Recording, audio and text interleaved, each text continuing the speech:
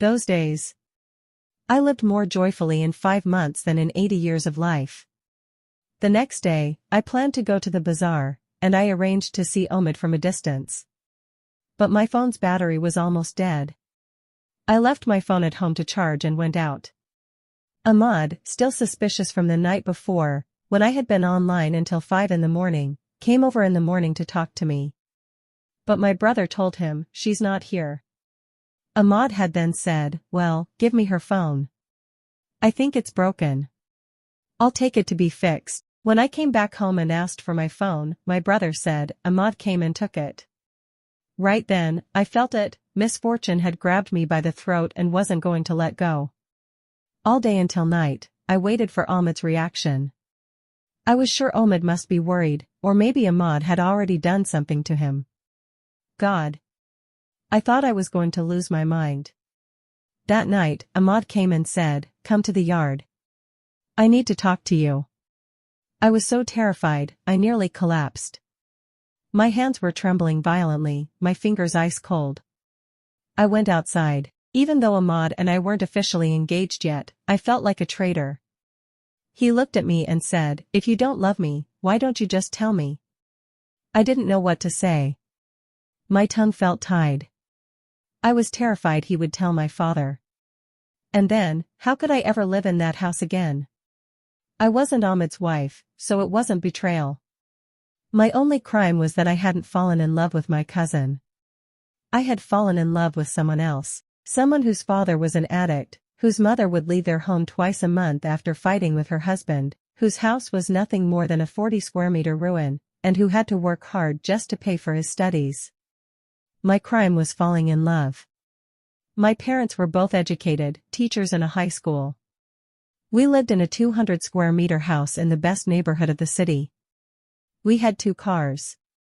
I had studied in the best schools. Even my uncle's family was financially better off than us. Wealthy, respected. The gap between Omid and me wasn't something that could be ignored. That's why Omid and I both knew the path we were on would only end in separation. Ahmad told his mother, and she, never happy about this marriage from the beginning, became the one fanning the flames. She came to our house and said, "We want our engagement ring back. Your daughter is immoral. My son doesn't want her anymore."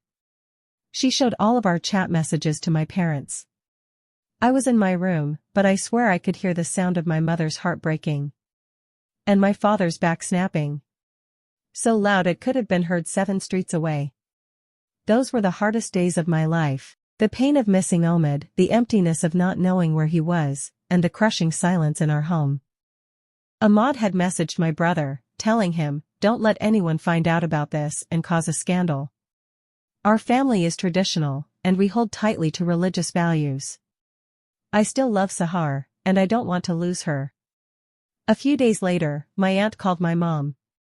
They talked for a bit, then she said, "Let me talk to Sahar." I took the phone from my mom, without much energy. My aunt's voice came through. "Go to your room," she said. I did. Then she told me, Omid found my number somehow. He called me, begging, "Please, find out how Sahar is doing and tell me. I'm dying from missing her." Hearing that, my heart sank. Tears welled up in my eyes. I told my aunt, "My brother won't let me leave the house." She said, "I'll come pick you up. They'll let you go with me because they'll think you don't know anything about Omid."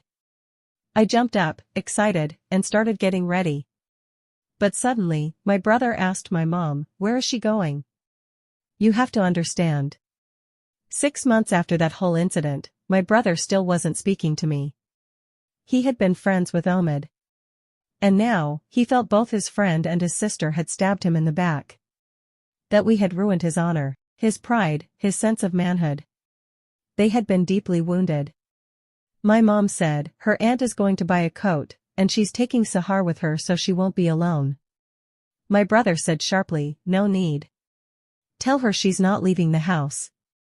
My mom cut him off, "It's none of your business. I'll tell her father." That shut him up. When my aunt came, we left together. I could barely contain my excitement. After so many days, I was finally going to see my love again. Omid called my aunt's phone and said, Irfan, my brother, is following you. Go into a clothing store and give the phone to Sahar so I can talk to her. We did exactly that. Then Omid called again. This time, I answered myself. But I didn't say anything. He said softly, hello? Tears started rolling down my cheeks. At that moment, if God had taken my soul, I would have been at peace. I stayed silent. Sahar, is that you, my love? Please, say one word. I'm dying without you. My aunt could see my face and asked him, what's wrong? He replied, I swear I can't sleep or eat. I wish I could take your punishment instead of you. I can't stand seeing you sad. I swear on my mother, if you say the word, I'll come and take you away right now. I don't care what people say. It was the first time he had ever heard my voice over the phone. I whispered, no, it would destroy my father's honor. Then what should I do? He said desperately.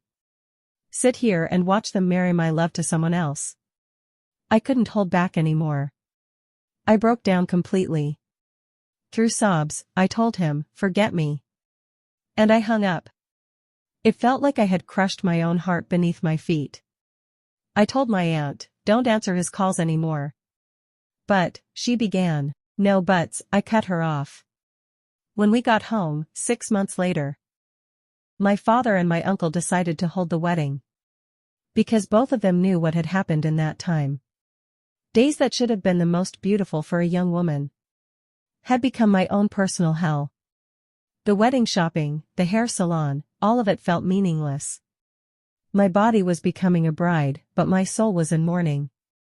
What a contradictory bride I was. On the wedding day, I had no joy, no spirit. The makeup artist thought I hadn't slept. The photographer thought I was tired. The cameraman thought I was nervous. Only Ahmad knew the truth. That I was mourning my love. He said nothing. He, too, had been caught in the crossfire of love. It wasn't his fault either. That wedding, which for others was a celebration, was, for me, my own funeral, and so, we moved into a house that, despite being entirely white, felt to me like a place of mourning. Omid had called my aunt and told her he was planning to leave the city without telling anyone. He asked her to tell me, you've been cruel to me, you've killed my love. But still, I hope you'll be happy. But my aunt, trying to keep him from doing anything foolish, lied. She told him, Sahar will see you tomorrow at the same shop you went to before. That little lie kept him holding on to hope. That night passed, and so did 7 more. Then one day, I told Ahmad I wanted to go to my aunt's house.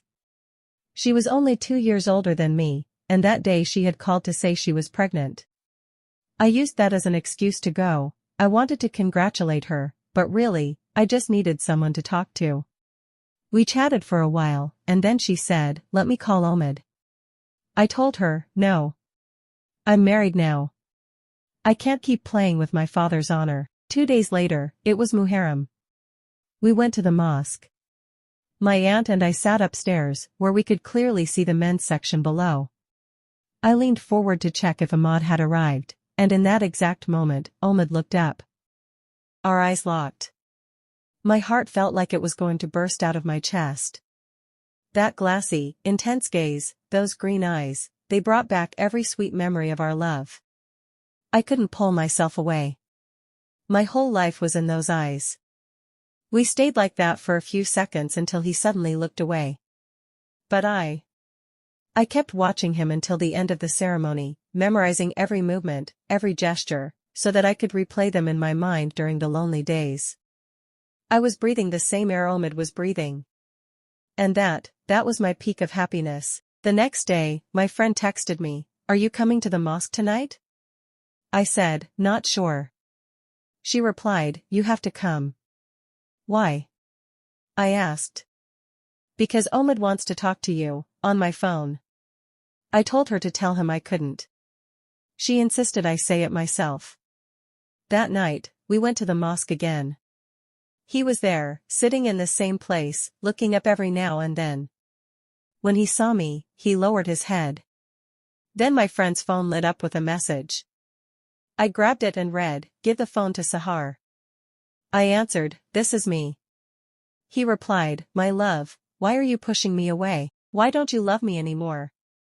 I told him, "I'm married now, Omid. Please, forget me. You're torturing both yourself and me." He said, "Even if I kill myself, I still won't be able to get you out of my heart." We talked for a little while longer, but I didn't want it to continue. I told him, "Swear to me, swear on my life, that this will be the last time you ever contact me, directly or indirectly." He said, "You're killing me with these words." I said, "It's over. Goodbye." And that goodbye, it still burns in my chest. It was hell for me, forced into intimacy I didn't want. A month later, one day I found a memory card in Ahmed's pocket. I thought, let's see if it's empty, maybe I can put some music on it for the TV. But when I put it in my phone and saw what was inside, my heart shattered into 1,000 pieces.